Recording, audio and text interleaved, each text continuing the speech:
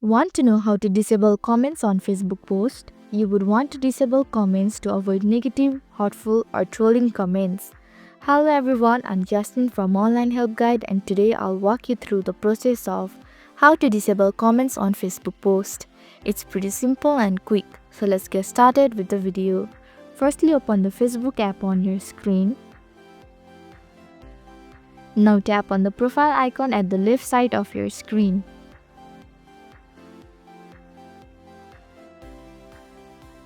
Now select any post you want to disable the comment.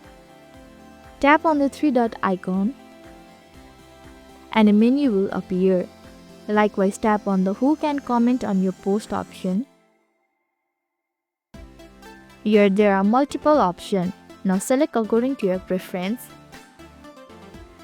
Finally, tap on the Done button at the bottom. So this is how to disable comments on Facebook posts. Thank you for watching Online Help Guide. I hope this video was helpful. If it was, then hit the like button and comment down if you have any questions or feedback. Also, if you are new to our channel, please subscribe and hit the bell icon so that you don't miss our upcoming videos.